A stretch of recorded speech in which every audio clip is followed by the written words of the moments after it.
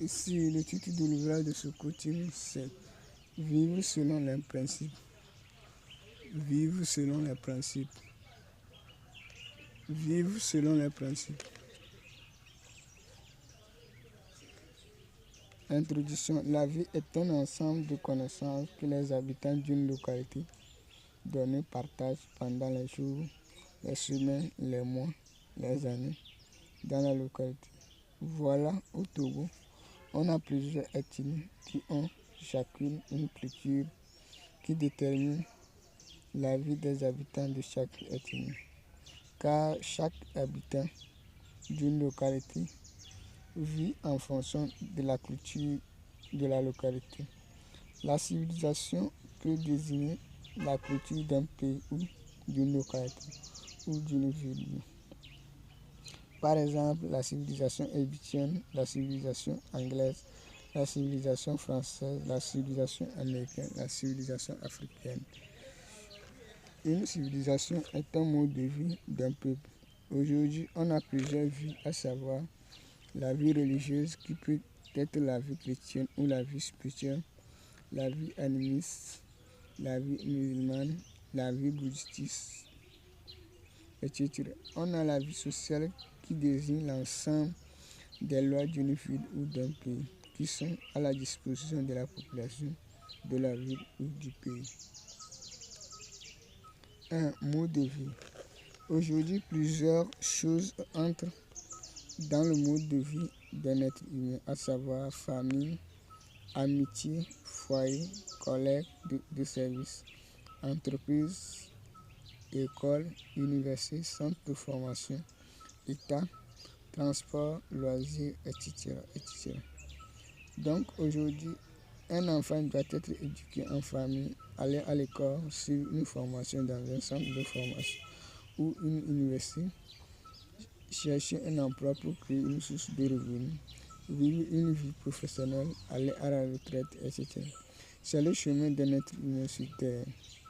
La vie des habitants d'une localité se classe en quatre classes, à savoir école, université ou centre de formation, entreprise, maison de retraite. Dans une journée, une classe va à l'école, une classe va au centre de formation ou à l'université, une classe va au service et la quatrième classe est à la retraite.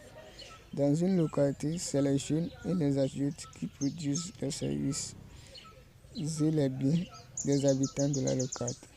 Les enfants et les vieillards n'ont pas la force de produire. Les enfants utilisent les moyens de leurs parents pour payer les services des entreprises et les vieillards utilisent leurs épargnes pour payer les services des entreprises pour survivre. Dans une localité, les enfants ont pour fonction d'aider leurs parents à la maison, aller à l'école. Les jeunes ont pour fonction de se former à l'université ou au centre de formation et de faire des jobs Les adultes ont pour fonction d'aller au service et d'entretenir leur famille, etc.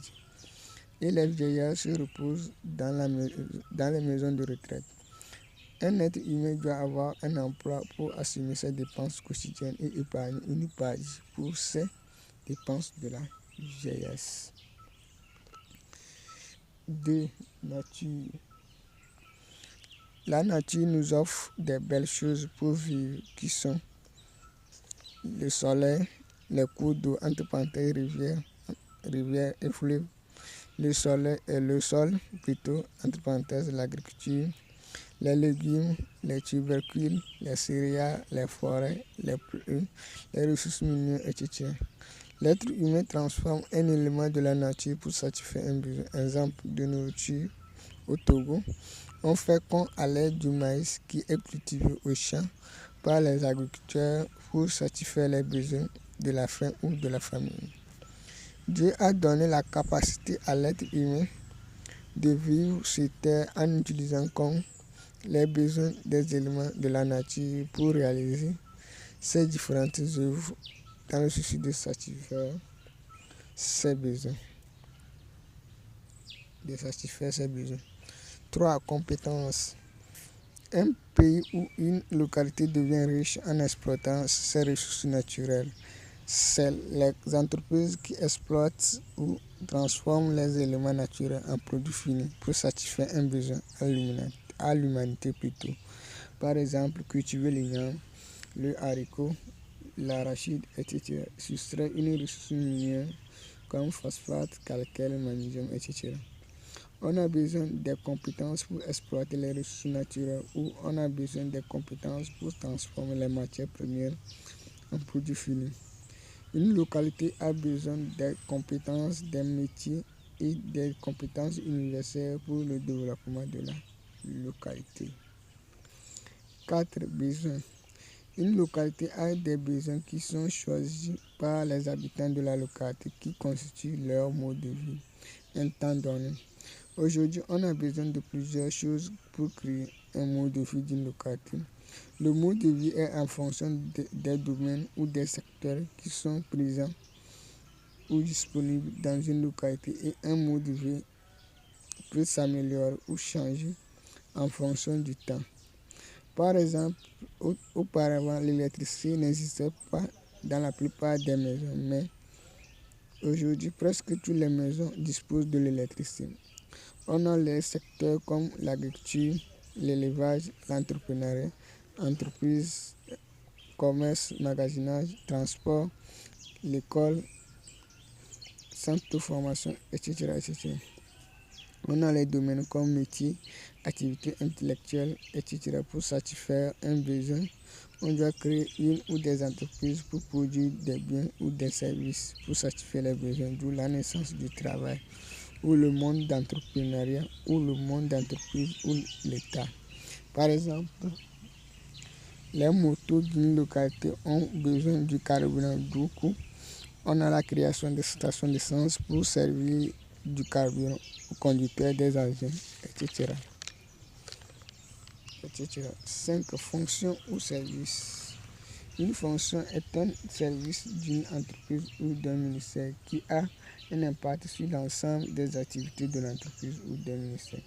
Une fonction est un emploi pour un employé ou un fonctionnaire. Aujourd'hui, les habitants d'une localité travaillent la plupart dans un ministère ou entreprise publique ou entreprise privée pour des travailleurs qui œuvrent dans l'entrepreneuriat.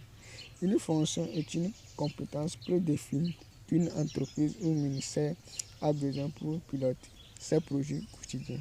C'est l'époque de connaissance de ce que l'ouvrier ou l'employé veut faire dans son avenir pour acquérir une compétence par rapport à son rêve.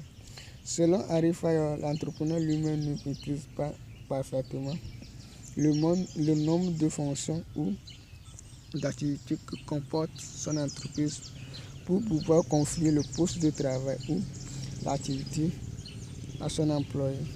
C'est pour cette raison qu'il a étudié les activités d'une entreprise et il a mis en place les 6 fonctions qui aident les entrepreneurs à confier une fonction à un employé embauché.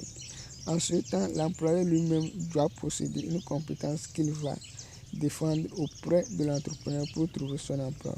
Aujourd'hui, les entrepreneurs embauchent toujours l'employé qui est capable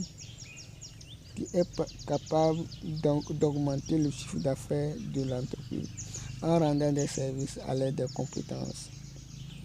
L'employé lui-même doit savoir partiellement ce qu'il va faire au sein d'une entreprise à l'aide de sa compétence. Il faut la connaissance des différentes fonctions d'une entreprise par un employé ou un futur employé pour la quête d'une compétence. Seul le job qui ne demande pas une compétence avant l'embauche. Ce type de travailleurs, on les embauche et on les forme au sein de l'entreprise quelques jours et on leur confie les tâches à exécuter. 6. Connaissance. Ici, on va parler un peu de mode de vie. Aujourd'hui, l'être humain doit recevoir l'éducation familiale, l'éducation religieuse, l'éducation scolaire, l'éducation sociale, acquérir la compétence d'un métier ou d'un poste de travail, chercher un emploi, faire une carrière professionnelle et aller à la retraite. C'est un parcours qui forge une quantité de connaissances à chaque génération car L'être humain se comporte en fonction de son milieu, de son éducation et de son expérience vécue. Voilà le schéma du parcours de l'être humain. Maison, religion, société, école, formation, temps de recherche d'emploi, carrière professionnelle, retraite. Il faut la quête de connaissances pour pouvoir mieux vivre dans la société d'aujourd'hui. Donc, il faut la lecture des livres littéraires, philosophiques, de développement personnel, du théâtre, du cinéma, participer des conférences, des séminaires, avoir un coach, faire des références aux vérités religieuses, etc. pour nourrir sa connaissance pour mieux vivre. Cette entreprise. Une entreprise est un lieu de production d'un bien ou d'un service pour satisfaire un besoin aux habitants d'une localité. C'est un groupe de travail qui forme une entreprise et œuvre chaque jour que tu fais pour mener la mission de l'entreprise. C'est le lieu où un travailleur fait sa carrière professionnelle. Un travailleur passe la plus grande temps du jour au sein de l'entreprise. Un travailleur qui occupe une fonction dans une entreprise passe 8 heures par jour et un travailleur qui occupe une fonction de grande responsabilité passe 10 heures par jour. Sauf les fonctions de rotation. Une entreprise est l'endroit où un employé tire sa source de revenus. Donc, chaque entrepreneur chaque travailleur tire leur source de revenus au sein d'une entreprise auquel lui-même il a créé ou il a été embauché par l'auteur de l'entreprise. Donc, maintenant, on passe à numéro 8. Contribution. La vie des habitants d'une localité, c'est la contribution en termes d'entreprise et de compétences. La contribution permet aux habitants d'une localité de mieux vivre la notion de spécialité. Plusieurs entreprises œuvrent chaque jour que Dieu fait pour produire des différents produits pour satisfaire des différents besoins d'une localité. Une entreprise ou un groupe d'entreprises se spécialise sur la production des biens alimentaires agricoles. Une entreprise ou un groupe d'entreprises se spécialise sur la production des vêtements. Une entreprise ou un groupe d'entreprises sur la spécialisation se spécialise sur la construction des maisons, etc. C'est-à-dire chaque entreprise œuvre de son côté pour satisfaire un besoin nécessité pour les habitants d'une localité à l'aide de son produit. Une entreprise utilise plusieurs compétences pour produire ses produits.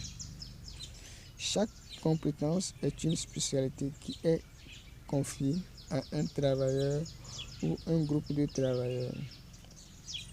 Les travailleurs des différents postes de travail œuvrent ensemble pour mener la mission de l'entreprise, qui est de produire les biens ou les services pour satisfaire les besoins d'une cible. Les habitants d'une localité doivent contribuer à l'aide de leurs compétences pour favoriser l'épanouissement de la population. Rien n'est impossible à Dieu. C'est pour cette raison que Dieu ne peut jamais souffrir. Ensemble, grâce à la contribution, nous possédons le pouvoir de Dieu pour échapper à la souffrance. Ensemble, nous formons un Dieu. Donc, lorsque les habitants, chaque habitant se spécialise sur une compétence qui est une nécessité pour le développement de sa localité ou pour épargner les habitants de sa localité d'un problème, d'un besoin. Donc, nous pouvons atteindre une société harmonieuse. Donc, il est nécessaire de connaître les principes de la nature pour réussir.